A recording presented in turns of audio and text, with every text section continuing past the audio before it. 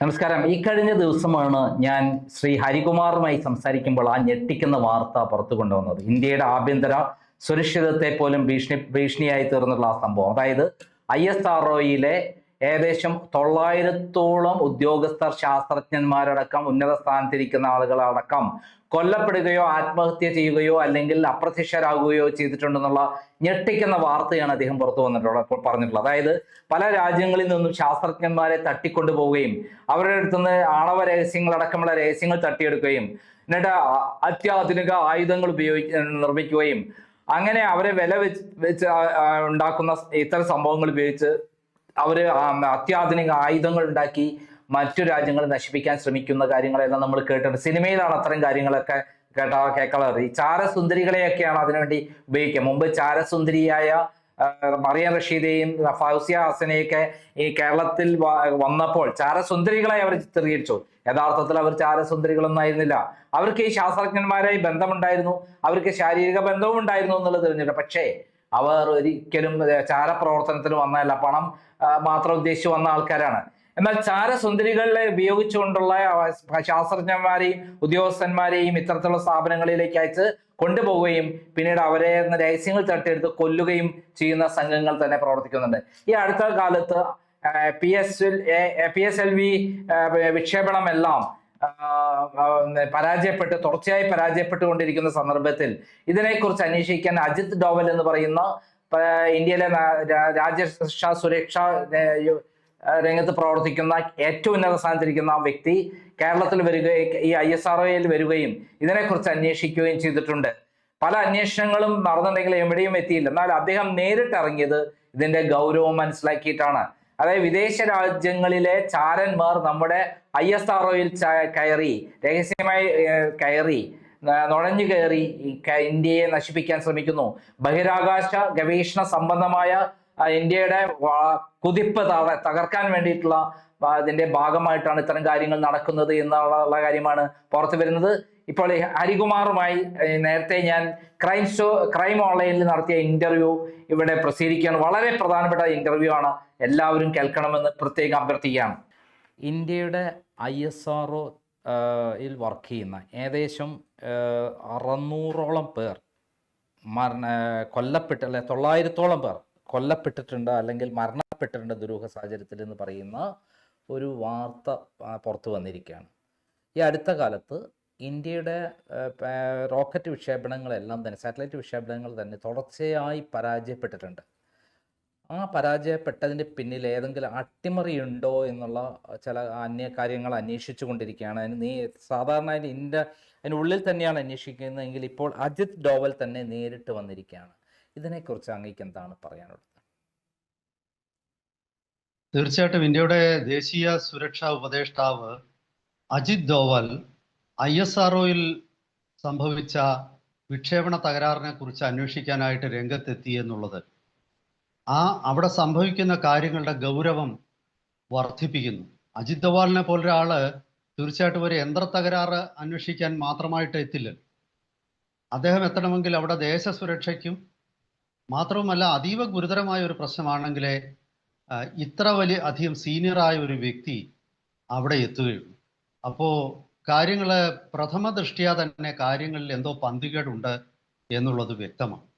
പ്രധാനമന്ത്രിയുടെ ഓഫീസ് നേരിട്ട് ഇടപെട്ടിരിക്കുകയാണ് ISROയിലെ അപകടങ്ങളെക്കുറിച്ച്, അല്ലെങ്കിൽ റോക്കറ്റ് ലോഞ്ചിൻ്റെ, അതായത് വിക്ഷേപണങ്ങളുടെ പരാജയത്തെക്കുറിച്ച്, ISROയിൽ നടന്ന ദുരൂഹ മരണങ്ങളെക്കുറിച്ച് ഇതൊക്കെ തന്നെ അന്വേഷിക്കാനായിട്ട് പ്രധാനമന്ത്രിയുടെ ഓഫീസ് നേരിട്ട് ഇടപെട്ടിരിക്കുകയാണ് എന്നുള്ള സൂചനകളാണ് ഇപ്പോൾ പുറത്തു വരുന്നത്. ഏറ്റവും ഒടുവിൽ പുറത്തു വരുന്ന പ്രധാനമന്ത്രിയുടെ മുൻ ശാസ്ത്ര സാങ്കേതിക ഉപദേഷ്ടാവായ K വിജയരാഘവന്റെ നേതൃത്വത്തിലുള്ള ഒരു കമ്മിറ്റിയെയാണ് ഈ PSLVയുടെ പരാജയത്തെക്കുറിച്ച് അന്വേഷിക്കാൻ നിയോഗിച്ചിരിക്കുന്നത്. അതിൻ്റെ ഡെപ്യൂട്ടി ചെയർമാനായിട്ട് വെച്ചിരിക്കുന്നത് S സോമനാഥ്. അദ്ദേഹം ISROയുടെ മുൻ ചെയർമാനാണ്. പിന്നീട് മറ്റംഗങ്ങളും ഉണ്ടാവാം, അതിനെക്കുറിച്ച് എനിക്ക് അത്ര പൊതുവിടത്തിൽ വിവരം ലഭ്യമല്ല. അതിലേക്ക് ഞാൻ പോകുന്നതിന് മുമ്പ് മറ്റൊരു കാര്യം കൂടെ താങ്കൾ സൂചിപ്പിച്ചത് ഞാനൊന്ന് വിശദീകരിക്കാം. ISROയിൽ ഈ പിന്നെ ഏതാണ്ട് പിന്നെ നൂറുകണക്കിന് ശാസ്ത്രജ്ഞന്മാർ ശാസ്ത്രജ്ഞന്മാർ മാത്രമല്ല ISROയിലെ മറ്റ് അഡ്മിനിസ്ട്രേറ്റീവ് സ്റ്റാഫും നിർണായക സ്ഥാനങ്ങളിൽ ഉണ്ടായിരുന്ന അഡ്മിനിസ്ട്രേറ്റീവ് സ്റ്റാഫും ദുരൂഹ സാഹചര്യങ്ങളിൽ മരണപ്പെട്ടു എന്നൊരു വാർത്ത ഈ അടുത്ത കാലത്ത് പുറത്തു വന്നിരുന്നു. അന്ന് പുറത്തു വന്ന സമയത്ത് അത് ആരും അത്ര വലിയ ഗൗരവത്തിൽ എന്തുകൊണ്ടോ എടുത്തില്ല. എന്താണ് കാര്യം എന്ന് എനിക്ക് പിടികിട്ടുന്നില്ല. ദൗർഭാഗ്യവശാൽ ആരും അത് അത്ര വലിയ ഒരു സീരിയസ് ആയിട്ട് അത് എടുത്തില്ല. ആ വാർത്ത പുറത്തുവിട്ടത് ചേതൻ കോത്താരി എന്ന റൈറ്റ് ടു ഇൻഫർമേഷൻ ആക്ടിവിസ്റ്റാണ്. അദ്ദേഹം കണ്ടെത്തിയത്, റൈറ്റ് ടു ഇൻഫർമേഷൻ ആക്ടിവിസ്റ്റ് ആയ ചേതൻ കോത്താരി, അദ്ദേഹം മഹാരാഷ്ട്രക്കാരനാണെന്നാണ് ഞാൻ മനസ്സിലാക്കുന്നത്. അദ്ദേഹം കണ്ടെത്തിയത് 1995-നും 2010-നും ഇടയ്ക്ക് 684 ISRO ശാസ്ത്രജ്ഞന്മാരുടെ മരണത്തിൽ ദുരൂഹതയുണ്ടെന്നാണ്. ഇതിൽ ശാസ്ത്രജ്ഞർ മാത്രമല്ല, സീനിയർ ഞാൻ പറഞ്ഞ അഡ്മിനിസ്ട്രേറ്റീവ് എംപ്ലോയീസും ഉണ്ട്. അപ്പോൾ ഇതൊരു വലിയ ഒരു ഞെട്ടിപ്പിക്കുന്ന വിവരമാണ്. 700ഓളം പേര് ഏതാണ്ട് 10 കൊല്ലത്തിനുള്ളിൽ 15 കൊല്ലത്തിനുള്ളിൽ ദുരൂഹ സാഹചര്യത്തിൽ മരണപ്പെട്ടു. പക്ഷെ അത് നമ്മൾ ഗൗരവമായിട്ട് എടുത്തില്ല എന്നുള്ളത് അതീവ ഗുരുതരമായ ഒരു വിഷയമാണ്. ഇനി അതിനോടൊപ്പം തന്നെ കൂട്ടിച്ചേർത്ത് വായിക്കേണ്ട ഒരു കാര്യമുണ്ട്. ഇന്ത്യയുടെ ന്യൂക്ലിയർ എസ്റ്റാബ്ലിഷ്മെന്റിൽ തൊഴിലെടുക്കുന്ന അതുമായിട്ട് ബന്ധപ്പെട്ട ശാസ്ത്രജ്ഞന്മാർ, അതായത് നമ്മുടെ ഡിപ്പാർട്ട്മെന്റ് ഓഫ് ആറ്റമിക് എനർജി,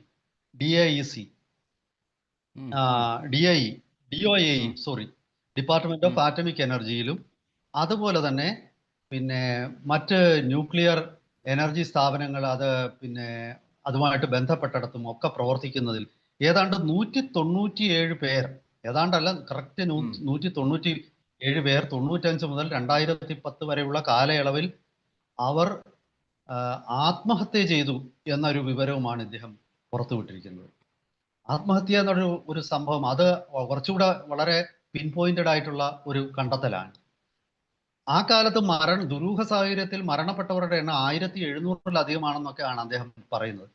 ഇത് അദ്ദേഹം പറഞ്ഞത് പൂർണ്ണമായിട്ടും തെറ്റായിരുന്നെങ്കിൽ തീർച്ചയായിട്ടും അദ്ദേഹത്തിനെതിരെ കേസെടുക്കുമായിരുന്നല്ലോ, അല്ലെങ്കിൽ അദ്ദേഹത്തിനെ ജയിലിലിടുമായിരുന്നല്ലോ. പക്ഷെ അങ്ങനെയൊന്നും സംഭവിച്ചിട്ടില്ല. അപ്പോ ഞാൻ പറയുന്നത് ഈ സംഭവങ്ങൾ ഇപ്പോഴത്തെ ഏറ്റവും ഒടുവിലത്തെ ISROയുടെ PSLV പരാജയവും കൂടി നമ്മൾ കൂട്ടിച്ചേർത്ത് വായിക്കുമ്പോൾ അവിടെ അതീവ ഒരു ഗുരുതരമായ ഒരു സ്ഥിതിവിശേഷം നിലനിൽക്കുന്നു എന്നുള്ള കാര്യത്തിൽ നമുക്ക് സംശയിക്കേണ്ടതില്ല. കാരണം എൻ്റെ ഒരു വിലയിരുത്തലിൽ അജിത് ദോവാലിനെ പോലെയുള്ള ഒരു തലമുതിർന്ന സെക്യൂരിറ്റി എക്സ്പെർട്ട്, പ്രത്യേകിച്ച് അദ്ദേഹം പ്രധാനമന്ത്രിയായിട്ട് നേരിട്ട് റിപ്പോർട്ട് ചെയ്യുന്ന ഒരു വ്യക്തി, അങ്ങനെ ഒരു വ്യക്തി ഇതിൽ ഇടപെടുമ്പോൾ സ്വാഭാവികമായിട്ടും ഈ സംശയങ്ങൾ കൂടുതൽ ബലപ്പെടുകയാണ്.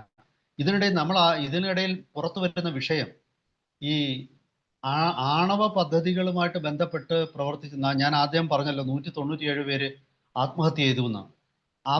ഇവരിൽ എല്ലാവരും തന്നെ ഇന്ത്യയുടെ ഈ തോറിയം റിയാക്ടർ അല്ലെങ്കിൽ ഫാസ്റ്റ് ബ്രീഡർ റിയാക്ടർ എന്നിങ്ങനെയുള്ള പ്രത്യേക അതീവ പ്രാധാന്യമുള്ള പദ്ധതികളിൽ പ്രവർത്തിച്ചിരുന്നവരാണ്.